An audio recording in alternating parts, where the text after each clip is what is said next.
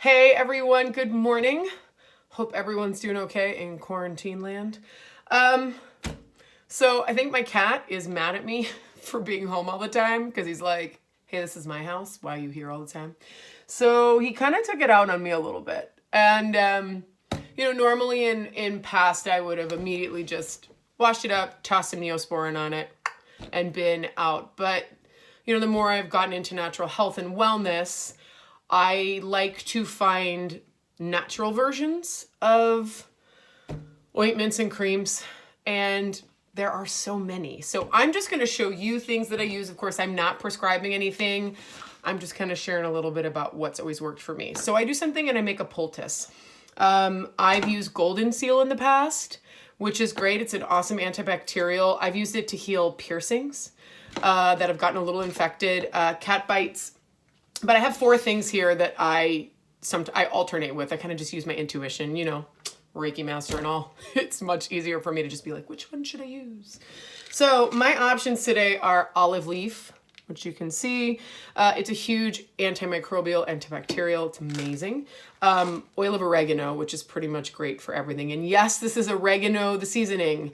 I've never tried to make a poultice out of this seasoning, but if you have fresh oregano, you probably could mortar and pestle it if you're really wanting to go like pioneer land. I also have, this thing has been a life changer. So it's a fermented vitamin E. So it's not going to look like those liquid capsules. It is powdered. It has a few other things in it like medicinal mushroom, which are so healthy for you. And then reishi, which is also a medicinal mushroom. So I kind of alternate these sort of based on what I think I need. I think I need olive leaf today. So I'm just going to show you how I do this. Pull out the capsule. Don't worry if you make a mess because it's life. Who cares? You'll clean it up. So I just pop off the top of the capsule, as you can see. Whoop, and see everything falls out. I don't need that much because this is not clearly a huge area.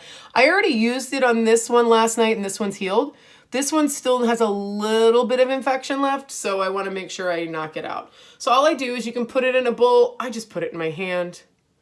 So as you can see, there it is. And I'm going to do 2 things right now. I'm going to wet the area on my head that I want to cover. So I'm going to get that kind of like nice and wet. I may need to adjust as I go. I don't want to put too much water in here because I want it to be a paste. I want it to be kind of thick. So I just kind of dribble a little bit of water on there and then I kind of blend it up. And again, you kind of have to experiment. Like I think I used a little too much water, so thank goodness I have more. I'm just going to put a little more in here. Rub it up. Delicious. Yum. So now I'm going to do the very attractive cosmetic thing and start to put this on the cut. Yeah. Perfect. So that's sort of what I'm looking for. For me, I just like to make sure it's covered. I know it looks like a baby threw up on it. Or some like caterpillar pooped on my head. But guess what? I don't care because it's going to heal me.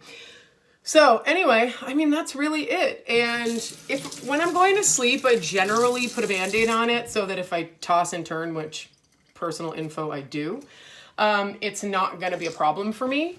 But I just will sit here now while I, do my emails and stuff, and I'm just going to let it dry. And what it's going to do, because it's an antibacterial, it's going to pull the bad bacteria out of it. Listen, even if you have a probiotic at home, again, not prescribing, but offering this option. Okay, guys, have an awesome day. I'm going to let this dry. See ya.